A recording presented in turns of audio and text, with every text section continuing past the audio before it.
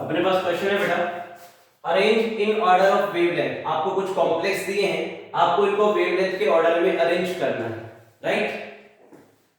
किसके ऑर्डर में अरेंज करना है बेटा? वेवलेंथ के ऑर्डर में अरेंज करना है। अपन जानते हैं delta E equals to H mu, delta E equals to H into C upon lambda, delta E inversely proportional to lambda, delta E inversely proportional to lambda. ये अपन जानते हैं बेटा इक्वेशन पहले से। अच्छा, डेल्टा E क्या है हमारे लिए? यहाँ CFSE है। क्या है बेटा? CFSE crystal field splitting energy है, जो कि लैम्बडा के क्या है? इनवर्सली प्रोपोर्शनल है। किसके प्रोपोर्शनल है? वेवलेंथ के इनवर्सली प्रोपोर्शनल। ये दोनों एक दूसरे के इनवर्सली प्रोपोर्शनल है। हमें अगर CFSE का ऑर्डर मिल जाए तो हम वेवलेंथ का ऑर्डर भी डिसाइड कर देंगे। अरे बोलो, हमें किसका ऑर्डर पता चल जाए? क्रिस्टल फील्ड स्प्लिटिंग एनर्जी का ऑर्डर पता चल जाए। CFSE directly proportional to strength of ligand. Strength of ligand, ligand की स्ट्रेंथ पे डिपेंड करती है, राइट। और लिगेंड की स्ट्रेंथ देखो तो बेटा, सबसे ज्यादा पावरफुल कौन सा इनमें से? Cn-, उसके बाद En, उसके बाद H2O, उसके बाद I-, ये लिगेंड की स्ट्रेंथ है, right.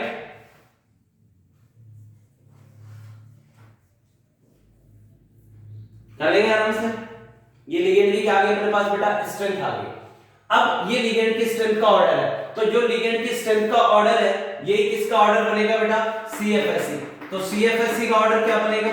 Strength of ligand is directly proportional to crystal field splitting energy. मैंने पढ़ा रखा है बेटा। और लिगेंड की स्ट्रेंथ कौन सा ज्यादा पावरफुल लिगेंड है, इसका पता हमें चलेगा स्पेक्ट्रोकेमिकल सीरीज से। ये ऑर्डर मैंने स्पेक्ट्रोकेमिकल सीरीज को यूज करते हुए लिखा है, राइट। स्पेक्ट्रोकेमिकल सीरीज के अकॉर्डिंग Cn नेगेटिव इनमें इन चारों में से स्ट्रॉन्ग फील्ड लिगेंड है, इन चारों में से, राइट। ज्यादा पावरफुल लिगेंड है, उसकी स्ट्रेंथ ज्यादा है, तो उससे क्रिस्टल फील्ड स्प्लिटिंग एनर्जी भी ज्यादा आएगी। तो इन चारों कॉम्प्लेक्स की क्रिस्टल फील्ड स्प्लिटिंग एनर्जी का ऑर्डर क्या बनेगा बेटा? Cn माइनस कौन से में? सेकंड में, सेकंड, उसके बाद फोर्थ, उसके बाद फर्स्ट, और सबसे लास्ट में आ जाएगा बेटा थर्ड। ये का किसका ऑर्डर आ गया? CFSE का ऑर्डर आ गया। अब किसी का CFSE डिक्रीज होगा तो लैम्बडा क्या हो जाएगा बेटा? इंक्रीज। CFSE और लैम्बडा, CFSE और वेवलेंथ एक दूसरे के क्या है बेटा? इनवर्सली प्रोपोर्शनल है। डेल्टा E ही CFSE है यहाँ पर, तो क्रिस्टल फील्ड स्प्लिटिंग एनर्जी को यहाँ मैंने डेल्टा E से डिनोट कर रखा है बेटा। दोनों एक दूसरे के इनवर्सली प्रोपोर्शनल है। आपके पास CFSE का ऑर्डर है, तो उसका रिवर्स ऑर्डर किसका आ जाएगा बेटा? वेवलेंथ का। इनवर्सली प्रोपोर्शनल है बेटा, तो लैम्बडा का ऑर्डर क्या बनेगा बेटा? ये आ जाएगा आपके पास थर्ड, फर्स्ट, फोर्थ और ये सेकंड। कर लेंगे आप। नेक्स्ट क्वेश्चन आपके पास है बेटा,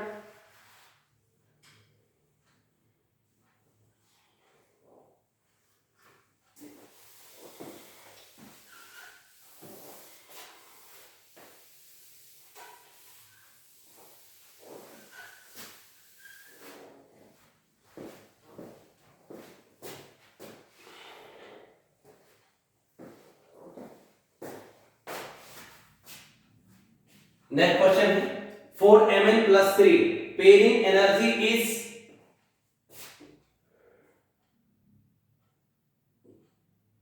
28,000 centimetre inverse delta O octahedral का क्रिस्टल फील्ड स्प्लिटिंग 4MnCn-6 तो देखिएगा बेटा, आपके पास उसने बता रखा है क्वेश्चन में कि भाई पेयरिंग एनर्जी तो इतनी है। पेयरिंग एनर्जी आपको दे रखी है, क्या दे रखी है?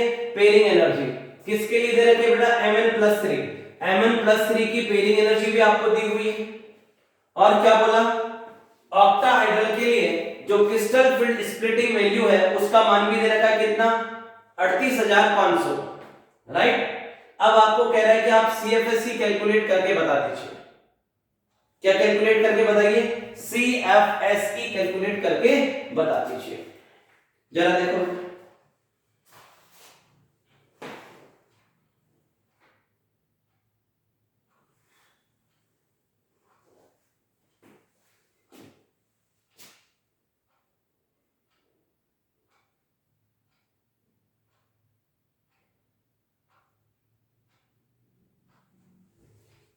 CFSC निकालिए बेटा। कौन सा कॉम्प्लेक्स है? Octahedral. CFSE 4 octahedral equals to -0.4x plus 0.6y, x equals to delta not. इसको सारे के साथ लिखते हैं। x equals to number of electron in T2G, y equals to number of electron in EG। ठीक है, ये अपने पास 5d ऑर्बिटल है बेटा, डी जनरेटेड है, सबकी एनर्जी सेम है। अगर हम जब इसकी स्प्लिटिंग की बात करेंगे तो T2G नीचे होगा और EG ऊपर होगा। ठीक, अरे बोलो कौन सा कॉम्प्लेक्स है बेटा आपके पास? Mn Cn का होल 6 -3, या Mn का ऑक्सीडेशन स्टेट कितना है बेटा? +3। Mn का atomic number 25, Ar 4d5 3s2, electronic configuration है बेटा 4d5 3s2। क्या बेटा? 4d5 3s2। अब जरा बताओ आपको क्या लिखना है? Mn3 प्लस, तो दो इलेक्ट्रॉन तो किसमें से कम? 4d5 3s2। क्या बोला मैंने? 3d5 4s2 लिखना। 3d5 4s2, तो दो इलेक्ट्रॉन तो 4 के कम हो जाएगा बेटा। एक किसका कम हो जाएगा? एक कम कर दोगे किसमें से बेटा? अरे बोलो, ये कहां अटक गया रे? एक इसमें से कम कर दोगे, आपके पास आ जाएगा 3d4, राइट? क्या आ जाएगा? 3d4। Mn का atomic number 25, electronic configuration argon 3d5 4s2, या ऑक्सीडेशन स्टेट है +3, तो 3 इलेक्ट्रॉन कम करोगे, 2 4s का, 1 d5 का, क्या बचेगा बेटा? d4 बचेगा, राइट? अब d4 को फिल कर दीजिए। Cn कैसा लिगेंड है बेटा? स्ट्रॉन्ग फील्ड लिगेंड है, तो पेयरिंग हो जाएगी 1 2 3 4। अगर ये वीक फील्ड लिगेंड होता तो 1 2 3 4 ऐसे फिल करते। अब ये स्ट्रॉन्ग फील्ड लिगेंड है तो 1 2 3 4 पेयरिंग करा देंगे उसी के अंदर। क्लियर है क्या बेटा? अब जरा देख, -0.4 x कितना हो गया बेटा आपका पता? x क्या है? Number of electron in T2G। T2G में कितने इलेक्ट्रॉन बेटा? 1 2 3 4 into 4 plus 0.6 into y। y क्या है बेटा? Number of electron in EG। EG में इलेक्ट्रॉन कितना है बेटा? EG में इलेक्ट्रॉन बोलो 0, तो ये जाएगा बेटा -1.6 डेल्टा नॉट। ठीक, अब यह आ जाएगा आपके पास -1.6 डेल्टा नॉट। कितना दे रखा है बेटा आपको? 38500। अब क्या ये CFSE सही है? आप बताइए, क्या ये जो आंसर आपका आ गया है वो सही है? आप खुद सोच के देखो। अरे आप ही बताओ, ये आंसर सही है क्या? ऑक्टाहेड्रल के लिए CFSE का फॉर्मूला है -0.4x + 0.6y * डेल्टा। x क्या है? Number of electron in T2G, y है बेटा number of electron in EG। Mn का atomic number 25, 3d5 4s2 electronic configuration +3 oxidation state, 3 electron कम कर दिए, 2 4s के, 1 3d में से 3d4 बचा। क्या बचा बेटा? 3d4। अब 3d4 में Cn स्ट्रॉन्ग फील्ड लिगेंड है, तो तीनों के चारों इलेक्ट्रॉन किसमें चले जाएंगे? T2G में। 1 2 3 और 4 पेयरिंग हो जाएगी, T2G में ही रहेंगे चारों इलेक्ट्रॉन। Cn कैसा लिगेंड है? स्ट्रॉन्ग फील्ड, इसलिए करा दी हमने पेयरिंग। तो T2G में 4 इलेक्ट्रॉन, EG में 0, तो x की वैल्यू 4 हो जाएगी, y की वैल्यू 0, कैलकुलेट कर लेंगे तो 1.6 डेल्टा नॉट। डेल्टा नॉट की वैल्यू भी दे रखी है। लेकिन आप मुझे बताइए, T2G में पेयरिंग भी हुई है क्या? अरे बोलो, T2G में पेयरिंग हुई है? आपको पता होना चाहिए, पेयरिंग एनर्जी भी रिक्वायर्ड एनर्जी होती है। अरे बोलो, पेयरिंग एनर्जी भी रिक्वायर्ड एनर्जी होती है। अब आप बताओ जरा मुझे, यहां पर पेयरिंग एनर्जी है कितनी लगी है? 28000 पेयरिंग एनर्जी लगी हुई है। तो ये भी जोड़ना पड़ेगा बेटा इसमें। अरे बोलो क्या जोड़ना पड़ेगा? 28,000। सॉल्व करोगे तो ये आएगा बेटा -33,600 सेंटीमीटर इनवर्स। ये वैल्यू सेंटीमीटर इनवर्स में। समझ में आ गई होगी बात? सिर्फ इतना लिख देना सीएफएससी के लिए सफिशिएंट नहीं है। इतना लिख देना सफिशिएंट नहीं है। हाँ, ये तब सफिशिएंट होता तब ये इलेक्ट्रॉन अगर इसमें होता तो 1 2 3 T2G में, 1 EG में, तो यहां T2G में 3 इलेक्ट्रॉन, तो S की वैल्यू 3 लगा देते, Y की वैल्यू 1 लगा देते, फिर ये आता जो भी आता, फिर डेल्टा नॉट की वैल्यू रख देते, वो रख देते। यहां पर जो फिर आंसर आता वो बिल्कुल ठीक होता, फिर पेयरिंग एनर्जी की जरूरत नहीं पड़ती। अगर ये सिचुएशन होती तो पेयरिंग एनर्जी को ऐड करने की जरूरत नहीं थी, लेकिन सिचुएशन ऐसी है कि उसमें पेयरिंग हो रखी है, और जब पेयरिंग हो रखी है तो पेयरिंग एनर्जी तो रिक्वायर्ड एनर्जी है, तो इसको भी ऐड करना पड़ेगा। और क्वेश्चन में क्या भी रखा था आपको, उसने डेटा भी दे रखा है कि पेयरिंग एनर्जी लगी है। समझ में आ रही है क्या बात? अरे पेयरिंग नहीं हो रही होती तो यहां तक ठीक था मामला, इतने पे सुलझ जाता मैटर, यहीं तक सॉल्व हो जाता क्वेश्चन बेटा। अब पेयरिंग एनर्जी की वो कंडीशन लगा रहे कि भाई पेयरिंग कराने पे एनर्जी लगी है, और सच में पेयरिंग हुई है, तो आप लिखोगे 28,000। समझ में आ रही क्या बात? अब इससे जो आंसर आएगा वो आपका सही आंसर आएगा, ऑक्टाहेड्रल की सीएफएससी आ जाएगी। इस कॉम्प्लेक्स की सीएफएससी कितनी बनेगी? अगर उसने पेयरिंग एनर्जी दे रखी है तो आप पेयरिंग एनर्जी भी अप्लाई करोगे सीएफएससी निकालते समय, इस बात का जरूर ध्यान रखना। कर लोगे बेटा?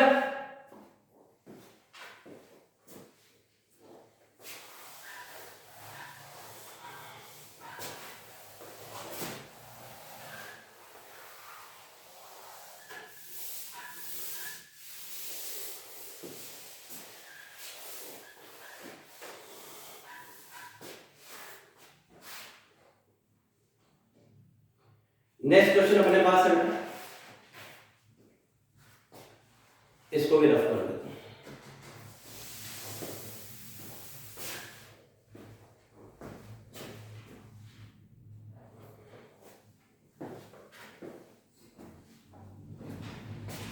The volume of 1.0 m AgNA3 required for complete precipitation of Cl- ion present in 30 ml of 1.01 m solution of CrH2O whole 6 Cl3 as AgCl is close to। अच्छा, वो क्या कहना चाहता है क्वेश्चन में? देखो, वो ये कहना चाहता है आपको कि भाई आपके पास ये कॉम्प्लेक्स है, इसका सॉल्यूशन है, और उस सॉल्यूशन की मोलरिटी दे रखी है 0.01। कितना ml सॉल्यूशन में? 30 ml सॉल्यूशन है आपके पास, राइट? तो आप मुझे ये बताइए, अगर मैं इसमें इसके मोल निकालना चाहूं, mole of CrH2O whole 6 Cl3, अगर मेरे को इसके मोल निकालने हो बेटा, तो मेरे पास M1 है क्या? 0.01 इंटू 30 ml। अरे बोलो, तो आपके पास मोल आ जाएगा कितना बेटा? 0.3। सही बात है।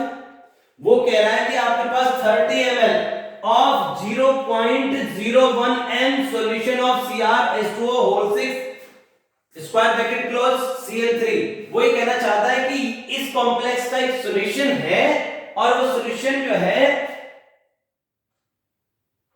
उसकी मोलरिटी कितनी दे रखी है? 0.01 m दे रखी है, और कितना ml सॉल्यूशन है? 30 ml है। तो आप उसके अंदर मोल निकालना चाहोगे तो क्या आ जाएगा बेटा? 0.01 इंटू 30 ml कर दोगे। समझ में आ रही क्या बात? उससे उसके आपके पास क्या आ जाएगा? मोल आ गया इसका। अच्छा, ये इसके मोल आ गए, इस कॉम्प्लेक्स का मोल आया। अगर इस एक कॉम्प्लेक्स में कितने Cl माइनस देगा? ये अकेला कितने Cl माइनस देगा? 3 Cl माइनस देगा। इसको जब अपन ब्रेक करेंगे तो ये क्या देगा? 3 Cl माइनस। तो अपन ऐसे लिखना चाहें, मोल of Cl minus in, mole of Cl minus in 30 ml of 0.01 m CrH2O whole 6 equals to mole of Cl minus कितने बनेंगे बेटा 0.3। अरे इसके खुद के मोल कितने 0.3, तो Cl माइनस के मोल कितने हो जाएंगे बेटा, एक बंदा कितना देता है 3 Cl, तो 0.3 into 3 ये आ जाएगा 0.9। अरे बोलो किसी को दिक्कत? भाई आपको इस कॉम्प्लेक्स की मोलरिटी दे रखी है, इस कॉम्प्लेक्स का जो सॉल्यूशन है उसका वॉल्यूम दे रखा है, तो उसके मोलरिटी को और उसके वॉल्यूम को मल्टीप्लाई किया तो इस कॉम्प्लेक्स का मोल आ गया। इस पूरे कॉम्प्लेक्स के कितने मोल है 0.3 और एक कॉम्प्लेक्स में कितने Cl माइनस है 3 Cl माइनस, तो टोटल Cl माइनस के मोल कितने हो गए 0.3 into 3 0.9। समझ में आ रही क्या बात? अरे बोलो। अब ये Cl माइनस जो है ये रिएक्शन करते होंगे किससे Ag+ के साथ, और क्या बनाते होंगे AgCl। अरे ये 1:1 में रिएक्शन करते हैं दोनों, Cl माइनस Ag+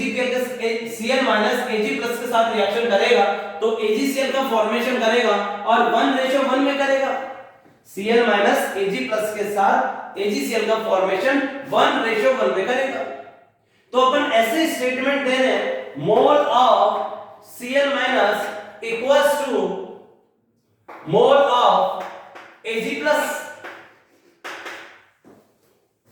क्यों भाई? मोल ऑफ Cl माइनस तो मेरे पास है कितने बेटा 0.9 equals to mole of Ag+। तो मोल ऑफ Ag+ कैसे निकालोगे, जैसे आपने मोल ऑफ Cl माइनस निकाला था। अरे बोलो, तो मोल ऑफ Ag+ कितना आ जाएगा बेटा? अरे बोलो, मोल ऑफ Ag+ निकालना है तो वो कह रहा है कि आपके पास AgNO3 जो है वो 1.0 m का है, तो 1.0 m तो उसकी मोलरिटी दे रखी है AgNO3 की, राइट। वॉल्यूम नहीं बता रखा, वॉल्यूम ही तो पूछा है, आपको वॉल्यूम निकालना है। तो V इक्वल्स टू क्या आ जाएगा बेटा 0.9 अपॉन 1.0।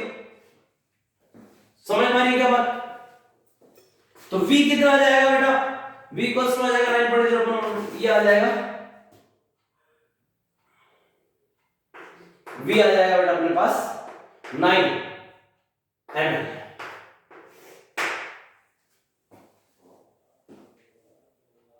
निकालेंगे, किसी को दिक्कत? देखो वापस से देखो, वापस से समझने की कोशिश करो। वो ये कहना चाहता है आपको कि उसके पास AgNO3 का 1.0 m का सॉल्यूशन है, AgNO3 का सॉल्यूशन है, उसकी मोलरिटी 1.0 m है, राइट। और आपके पास एक कॉम्प्लेक्स है, इस कॉम्प्लेक्स की मोलरिटी भी दे रखी है आपको और उसका वॉल्यूम भी दे रखा है। इसका वॉल्यूम नहीं दे रखा, AgNO3 का वॉल्यूम नहीं दे रखा, AgCl का क्या, AgNO3 का वॉल्यूम नहीं दिया हुआ, केवल मोलरिटी दे रखी है। इस कॉम्प्लेक्स की मोलरिटी भी है, इस कॉम्प्लेक्स का वॉल्यूम भी है, तो इस कॉम्प्लेक्स में मोल कितने बन जाएंगे बेटा, इसका मोलरिटी कितना है 0.01 इनटू वॉल्यूम कितना है 30, 0.3 मोल बन गया। अब इस एक कॉम्प्लेक्स में 3 Cl माइनस है, तो Cl माइनस के मोल कितने बन जाएंगे 0.3 इनटू 3 0.9 मोल बन जाएंगे। तो यानी कि ये कॉम्प्लेक्स जो ये वाला जो कॉम्प्लेक्स है उसका 30 ml सॉल्यूशन जिसकी मोलरिटी 0.01 m है, उसमें Cl माइनस के मोल कितने होंगे 0.9। अब हम जानते हैं कि Cl माइनस और Ag+ रिएक्शन करेंगे, AgCl बनाएंगे 1:1 में बनाएंगे, राइट। तो अपन लिख सकते हैं mole of Cl minus equals to mole of Ag+। तो मोल ऑफ Cl माइनस कितना हो गया 0.9, मोल ऑफ Ag+ कितना हो जाएगा बेटा, उसकी मोलरिटी दे रखी 1.0, वॉल्यूम अपने को दे नहीं रखा, तो यहां से अपने पास वॉल्यूम आ जाएगा 0.9 डिवाइड बाय 1.0। समझ में आ रही क्या बात? कर लेंगे आप आराम से। तो इस तरीके से हमारे पास वॉल्यूम आ जाएगा। इस तरीके की प्रॉब्लम भी आपको एग्जाम में फेस करनी पड़ सकती है। कोऑर्डिनेशन केमिस्ट्री के अंदर वो मोल भी लगा सकता है। समझ में आ रही क्या बात? इस तरीके की प्रॉब्लम भी आपके पास आ सकती है। अगर ये इस कॉम्प्लेक्स का मोल मान लो 0.5 मोल आ जाता तो इसमें Cl माइनस कितने होते, Cl माइनस के मोल कितने होते, 3 into 0.5 होता। मान लो ये 0.6 आता तो 3 into 0.6 करते अपन, भाई ये A कॉम्प्लेक्स 3 Cl माइनस देगा, तो अगर इस कॉम्प्लेक्स के मोल आ गए तो Cl माइनस के मोल भी आ जाएंगे। जितने भी कॉम्प्लेक्स के मोल आएंगे उस A कॉम्प्लेक्स 3 Cl माइनस देगा, तो कॉम्प्लेक्स के जितने भी मोल आएंगे उसको 3 से मल्टीप्लाई कर लेंगे तो Cl माइनस का मोल आ जाएगा। और Cl माइनस Ag प्लस के साथ 1:1 में रिएक्शन कर रहा है, तो जितने Cl माइनस के मोल होंगे उतने Ag प्लस के मोल होंगे। अब हमें बस Cl माइनस के मोल दिए 0.9, मोल ऑफ Ag प्लस हमें नहीं पता, लेकिन हमें AgNO3 तो Ag प्लस देगा। Ag प्लस कौन देगा? AgNO3, उसका मोलरिटी कितनी है 1.0, लेकिन उसका वॉल्यूम नहीं पता, तो 0.9 = 1.0 into V हो जाएगा। V अपन यहां से फाइंड आउट कर लेंगे। कोई दिक्कत किसी को बेटा?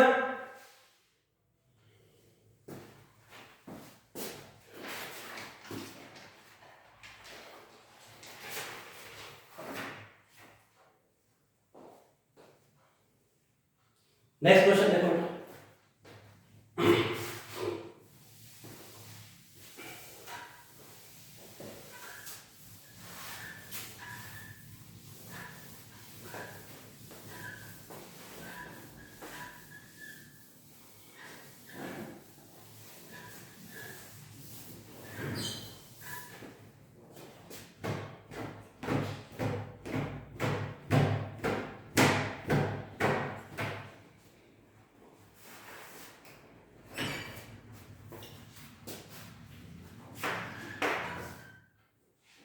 S1 आपको एक स्टेटमेंट दिया जा रहा है, दिस स्पीसीज CuCl4 -2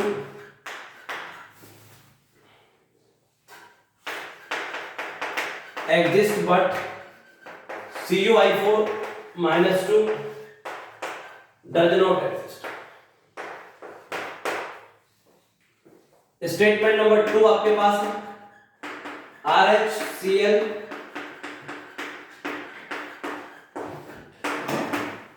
और NiCO4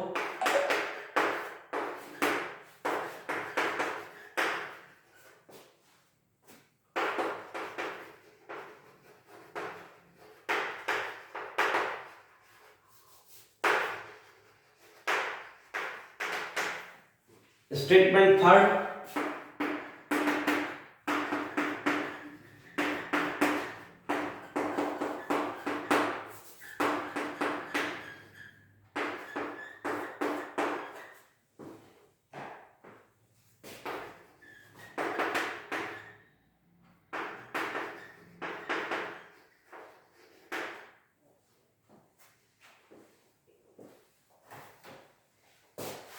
देखो बेटा अपने को 3 स्टेटमेंट दिए हैं, चेक करना है कि तीनों स्टेटमेंट ट्रू और फॉल्स।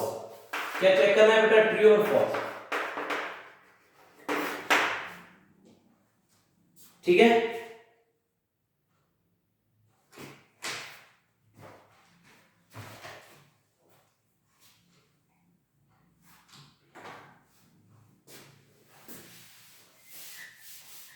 तीन स्टेटमेंट है आपके पास, कौन सा ट्रू होगा कौन सा फॉल्स होगा आपको चेक करना है।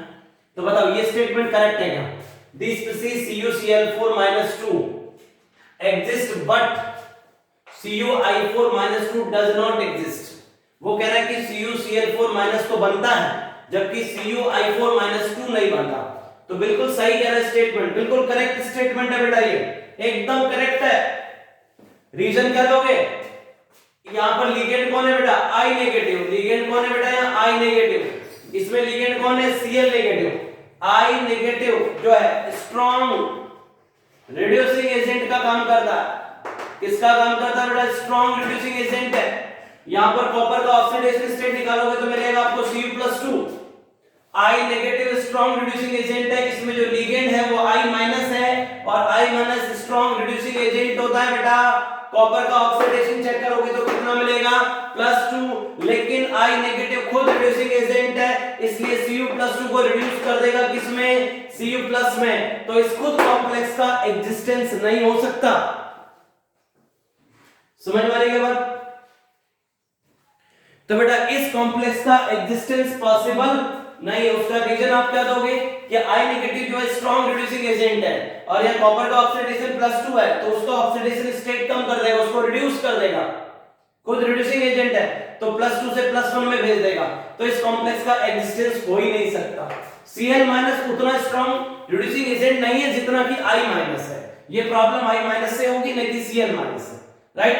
I- और Cl- में से I- स्ट्रॉन्ग रिड्यूसिंग एजेंट है, इसलिए ये कॉम्प्लेक्स के जो इस पे जो Cu+2 है उसको किस में कन्वर्ट कर देगा, Cu+ में, और इस कॉम्प्लेक्स का एग्जिस्टेंस नहीं रहेगा। नेक्स्ट देखो second statement, RHCl triphenyl phosphine whole thrice और NiCO होल 4 कह रहा है कि दोनों जो है ये टेट्राहेड्रल है, दो कॉम्प्लेक्स दिए हैं आपको, दोनों टेट्राहेड्रल है। भैया ये तो 3D सीरीज का है, ये किसका है बेटा, 3D सीरीज का, तो 3D कोऑर्डिनेशन नंबर कितना है बेटा, 4। कोऑर्डिनेशन नंबर 4 में हाइब्रिडाइजेशन sp3 आएगा या फिर dsp2 आएगा, राइट। कोऑर्डिनेशन नंबर 4 है तो हाइब्रिडाइजेशन sp3 या dsp2, इसमें भी कोऑर्डिनेशन नंबर 4 है, इसमें भी कोऑर्डिनेशन नंबर 4 है, राइट। अरे बोलो समझ में आ रही है क्या?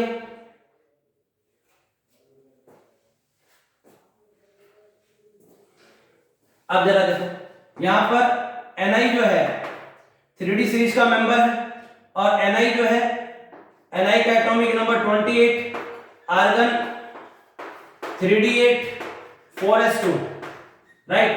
ऑक्सीडेशन स्टेट 0 है, समझ में आ रही बात। ये 4s के इलेक्ट्रॉन 3d में जंप करेंगे तो ये बन जाएगा 3d10 4s0, तो इसका d अवेलेबल नहीं है, वैकेंट d अवेलेबल नहीं है, तो इसके अंदर dsp2 हाइब्रिडाइजेशन नहीं हो सकता। हमने बता रखा है जब कोऑर्डिनेशन नंबर 4 हो तो वहां sp3 और dsp2 हो सकता है, लेकिन CMA के पास d10 की सिचुएशन बन गई तो वहां dsp2 हाइब्रिडाइजेशन नहीं हो पाएगा। ये 3d8 4s2 नहीं है, फ्यूचर में किसमें कन्वर्ट हो जाएगा, 3d10 4s0, ये दो इलेक्ट्रॉन इसमें जंप कर जाएंगे, तो ये फ्यूचर में 3d8 4s2 किसमें कन्वर्ट हो जाएगा, 3d10 में। 3d10 आ गया, d फुली फिल्ड हो गया तो वो तो पार्टिसिपेट करेगा नहीं। अब हाइब्रिडाइजेशन क्या बनेगा, sp3।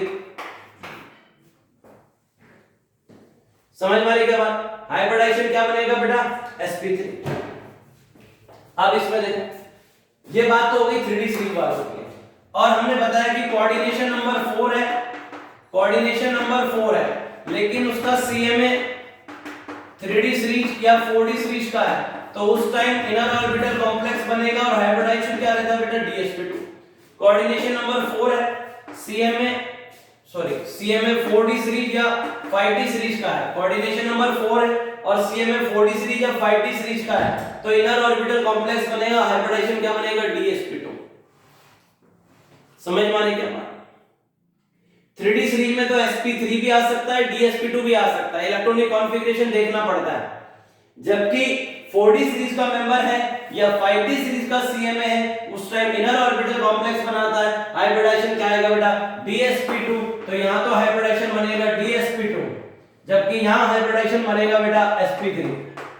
ध्यान रखना, इसके बारे में ध्यान रखना, 4D 5D सीरीज का है, कोऑर्डिनेशन नंबर 4 है, इनर ऑर्बिटल कॉम्प्लेक्स बनाएगा, dsp2 हाइब्रिडाइजेशन, और इसमें हाइब्रिडाइजेशन क्या आएगा बेटा, sp3 हाइब्रिडाइजेशन आएगा। क्या आएगा बेटा, sp3, क्योंकि d10 की सिचुएशन है, जब कोऑर्डिनेशन नंबर 4 हो और d10 की सिचुएशन बन जाए, d फुली फिल्ड आ जाए, वैकेंट d अवेलेबल नहीं है, तो dsp2 नहीं हो सकता। ऐसी सिचुएशन में हाइब्रिडाइजेशन sp3, तो ये तो बनेगा टेट्राहेड्रल और ये बनेगा स्क्वायर प्लेनर। वो कह रहा है बोथ आर टेट्राहेड्रल, हो ही नहीं सकते, ये दोनों टेट्राहेड्रल नहीं है, इनकरेक्ट स्टेटमेंट है। क्लियर। नेक्स्ट स्टेटमेंट देखो,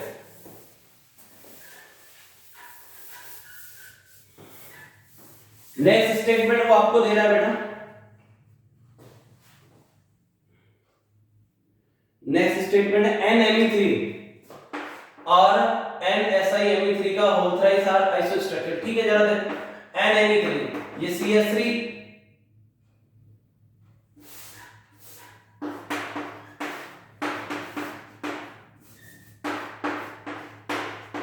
इसके पास लॉन्ग पेयर है N,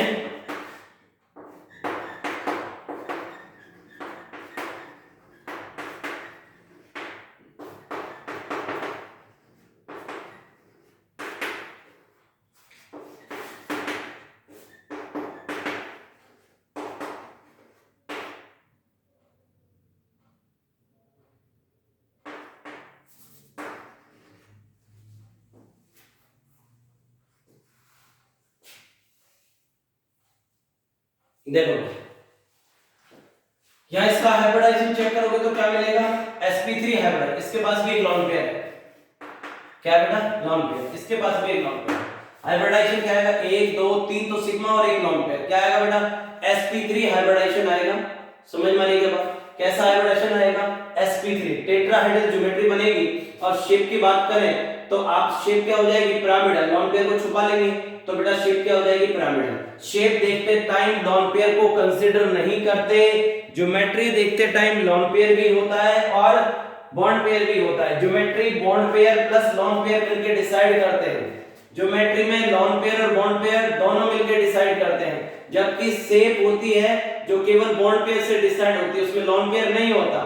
तो sp3 हाइब्रिडाइजेशन है तो ज्योमेट्री तो टेट्राहेड्रल है, ये सब लोग उसमें पार्टिसिपेट करेंगे। शेप देखनी है तो लॉन पेयर छुपा लो, पिरामिडल दिखेगा, लॉन पेयर को छुपाने के बाद पिरामिडल। ऐसे ही इस पिक्चर में देखें तो 1 2 3 सिग्मा हो गए, एक लॉन पेयर हो गया 4, तो हाइब्रिडाइजेशन क्या आना चाहिए, sp3 आना चाहिए, राइट। और sp3 हाइब्रिडाइजेशन तो टेट्राहेड्रल ज्योमेट्री बनेगी, क्या बनेगी, टेट्राहेड्रल ज्योमेट्री। लॉन पेयर को छुपा लेंगे तो स्क्वायर पिरामिडल दिखेगा। तो सर दोनों आइसोस्ट्रक्चरल हो गए, नहीं, यहां हाइब्रिडाइजेशन sp3 है ही नहीं, यहां पर हाइब्रिडाइजेशन sp3 नहीं है। किसका, नाइट्रोजन का, उसका रीजन क्या है बेटा, यहां जो सिलिकॉन लगा हुआ है इसका एटॉमिक नंबर कितना है बेटा, 14, 1s2 2s2 2p6 3s2 3p2 3s2 3p2, 3s में कितने इलेक्ट्रॉन है, 2, 3p में कितने है बेटा, 3, 3p में भी 2, 3d वैकेंट है इसका, तीसरे शेल में d वैकेंट है, 3s में 2 इलेक्ट्रॉन, 3p में 2 इलेक्ट्रॉन, 3d वैकेंट है। अब इसका 3s का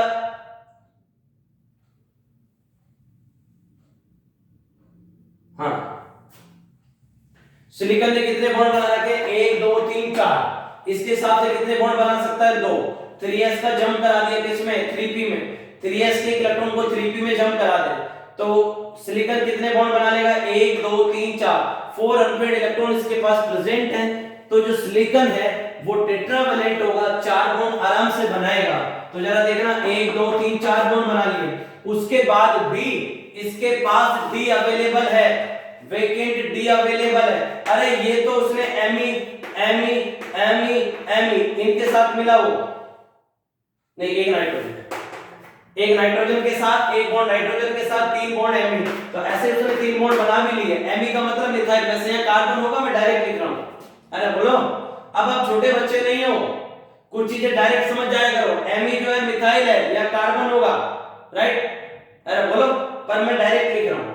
तो सिलिकॉन के पास 4 अनपेड इलेक्ट्रॉन हो गए, वैसे तो 2 अनपेड इलेक्ट्रॉन थे, लेकिन 3s का 3p में जंप कराया तो 4 अनपेड इलेक्ट्रॉन हो गए। तो यहाँ उसने 4 बॉन्ड का फॉर्मेशन कर रखा है, बिल्कुल सही कर रखा है। उसके बाद भी उसके पास वेकेंट डी ऑर्बिटल प्रेजेंट है। जब 2 बॉन्डेड एटम आपके पास हो, 2 बॉन्डेड एटम हो, 2 बॉन्डेड एटम हो, एक के पास इलेक्ट्रॉन पेयर या लॉन पेयर हो और दूसरे के पास वेकेंट ऑर्बिटल हो, हम क्या कह रहे हैं, 2 बॉन्डेड एटम, 2 बॉन्डेड एटम हो, एक के पास इलेक्ट्रॉन पेयर है, लॉन पेयर हो, 2 बॉन्डेड एटम है, एक के पास लॉन पेयर है, दूसरे के पास वेकेंट ऑर्बिटल प्रेजेंट हो, तो ऐसी सिचुएशन में वहां क्या हो जाती है बेटा, बैक बॉन्डिंग हो जाती है। क्या हो जाती है, बैक बॉन्डिंग। ये अपने इलेक्ट्रॉन पेयर डोनेट कर देगा और बैक बॉन्डिंग कर देगा। तो नाइट्रोजन अपने इलेक्ट्रॉन पेयर Si के वेकेंट डी ऑर्बिटल को डोनेट कर देगा। किसको डोनेट कर देगा, Si के वेकेंट डी ऑर्बिटल को डोनेट कर देगा। तो अब ये दोनों पिक्चरें आइसोस्ट्रक्चरल नहीं रहेंगी, समझ में आने के बाद अब ये दोनों पिक्चरें आइसोस्ट्रक्चरल नहीं है। अगर ये बैक बॉन्डिंग नहीं होती तो ये दोनों पिक्चरें sp3 हाइब्रिडाइज होती, आइसोस्ट्रक्चरल होती, लेकिन फिलहाल इस सिचुएशन में यहां बैक बॉन्डिंग हो गई, इसलिए ये आइसोस्ट्रक्चरल नहीं है। सर यहां पे भी तो हो सकती है बैक बॉन्डिंग, जरा देखो, कार्बन का atomic number 6, 1s2 2s2 2p2, 2s में कितने इलेक्ट्रॉन है बेटा 2, 2p में कितने इलेक्ट्रॉन है बेटा 2, 2s का एक 2p में जंप करा दिया, ये था 2s2 2p2, लेकिन 2s का जो पेयर्ड इलेक्ट्रॉन था मैंने ये जंप करा दिया किसमें 2p में, तो अब अनपेयर्ड कितने हो गए 4। तो कार्बन ने देख रहे हैं 1 2 3 4 बॉन्ड बना लिए। अब दूसरे शेल में s और p होता है, दूसरे शेल में d नहीं होता। न्यूक्लियस के अराउंड फर्स्ट शेल में s होता है, सेकंड शेल में 2s और 2p है, थर्ड शेल में बेटा 3s 3p 3d। यहां तो थर्ड शेल था इसलिए 3s 3p के साथ 3d भी वैकेंट अवेलेबल था भाई। 3s 3p में तो इलेक्ट्रॉन थे, लेकिन तीसरे शेल में d भी अवेलेबल था, वैकेंट d।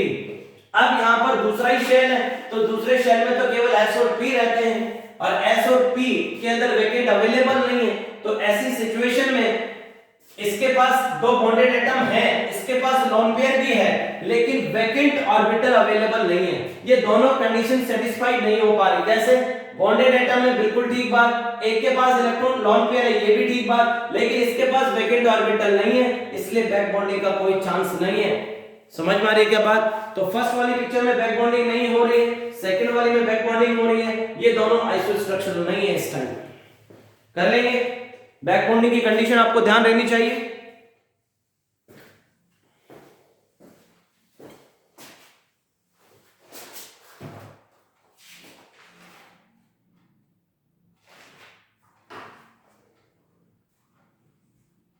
एक स्टेटमेंट दे रहा है कि स्क्वायर प्लेनर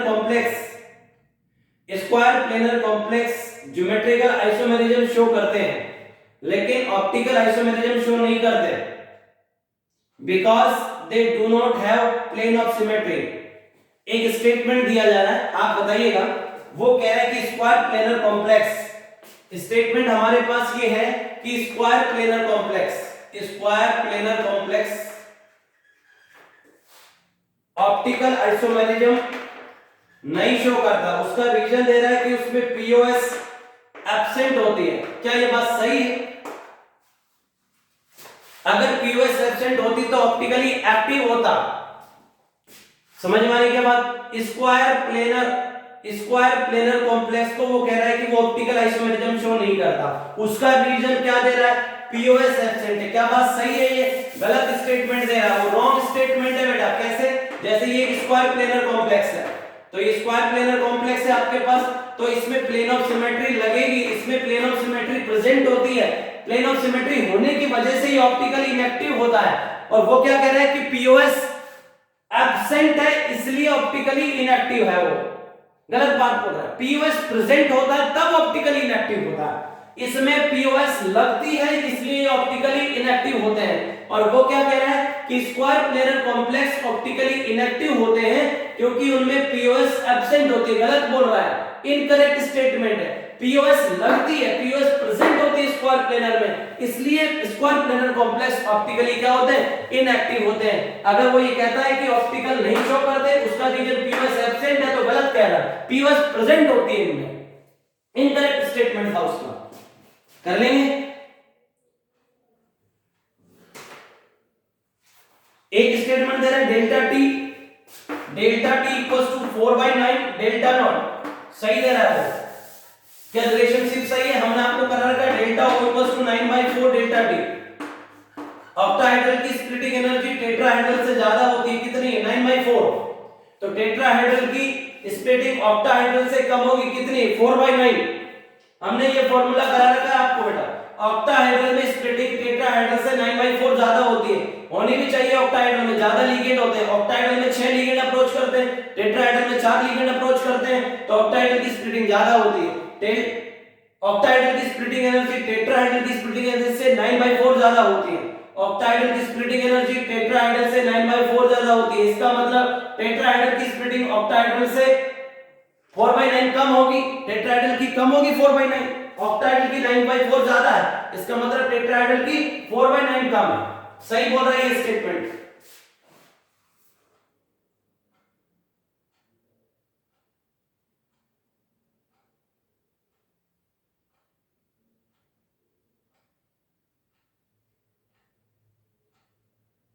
एक स्टेटमेंट दिया कि ऑक्टाहेड्रल कॉम्प्लेक्स में अगर इलेक्ट्रॉन T2g ऑर्बिटल में जाएगा तो कॉम्प्लेक्स की स्टेबिलिटी को 0.4 डेल्टा नॉट इंक्रीज करेगा। क्या वो कह रहा है कि आपके पास एक ऑक्टाहेड्रल कॉम्प्लेक्स है। नेक्स्ट स्टेटमेंट दिया जा रहा है कि आपके पास एक ऑक्टाहेड्रल कॉम्प्लेक्स है। कैसा कॉम्प्लेक्स है? ऑक्टाहेड्रल कॉम्प्लेक्स है, और उस कॉम्प्लेक्स में इलेक्ट्रॉन T2G में जा रहा है। अगर एक इलेक्ट्रॉन T2G में जाता है तो कॉम्प्लेक्स की स्टेबिलिटी 0.4 डेल्टा नॉट बढ़ जाती है क्या? बिल्कुल सही कह रहा है। ऑक्टाहेड्रल में CFSE निकालने का फॉर्मूला क्या है? CFSE निकालने का फॉर्मूला है बेटा -0.4 x + 0.6 y इनटू डेल्टा। अरे बोलो, -0.4 x + 0.6 y। तो x क्या है? Number of electron in T2G, y क्या है? Number of electron in EC। x में अगर इलेक्ट्रॉन T2G में जाएगा, x क्या है? Number of electron in T2G, y क्या है? Number of electron in EC। Electron T2G में जाएगा तो मैं CFSE की वैल्यू किस में आएगी? माइनस में। इलेक्ट्रॉन EC में जाएगा, इलेक्ट्रॉन अगर EC में जाएगा तो CFSE प्लस में आने लगेगी। अगर इलेक्ट्रॉन T2G में ज्यादा जाएंगे तो CFSE की वैल्यू जो है माइनस में आएगी। अरे बोलो भाई, एक इलेक्ट्रॉन इसमें जाता है तो CFSE की वैल्यू -0.4 आती है। अरे बोलो, मान लो T2G में एक इलेक्ट्रॉन चला गया, EC में एक भी नहीं गया, तो CFSE कितनी आ जाएगी? -0.4 × 1 + 0.6 × 0। अरे बोलो, मेरे पास मान लो एक इलेक्ट्रॉन था, वो T2G में चला गया, EC में एक भी नहीं गया, तो आप बताओ ना, T2G में जब इलेक्ट्रॉन जाएगा तो CFSE -0.4 है, 0.4 डेल्टा नॉट आएगी। अरे बोलो, T2G में एक इलेक्ट्रॉन जाए, EC में एक भी नहीं जाए, तो क्या आएगी? -0.4 × 1 + 0.6 × 0। तो ये आ जाएगा CFSE -0.4 डेल्टा नॉट। तो CFSE, एक इलेक्ट्रॉन T2G में जाता है तो CFSE जो है -0.4 डेल्टा नॉट आएगी। तो वो ये कहना चाहता है कि इलेक्ट्रॉन ऑक्टाहेड्रल कॉम्प्लेक्स में इलेक्ट्रॉन T2G में जाएगा तो कॉम्प्लेक्स की स्टेबिलिटी बढ़ेगी क्या? बिल्कुल बढ़ेगी। CFSE जितनी ज्यादा नेगेटिव आएगी, कॉम्प्लेक्स की स्टेबिलिटी उतनी ही ज्यादा होगी। और CFSE नेगेटिव में कब आएगी? जब इलेक्ट्रॉन T2G में जाएगा। इलेक्ट्रॉन T2G में जाएगा तो CFSE नेगेटिव आएगी, और CFSE नेगेटिव आएगी तो कॉम्प्लेक्स की स्टेबिलिटी इंक्रीज होगी। ये स्टेटमेंट बिल्कुल सही दे रहा है। तो बेटा ये मैंने कुछ प्रॉब्लम आपको रैंक बूस्टर की सॉल्व कराई, ठीक है। और कोऑर्डिनेशन केमिस्ट्री में रैंक बूस्टर में फिर भी आपको कोई डाउट आता है किसी क्वेश्चन में, तो आप मेरे से क्लास में जरूर डिस्कस करें, या तो क्लास में डिस्कस करें या काउंटर पे डिस्कस करें, ठीक है बेटा।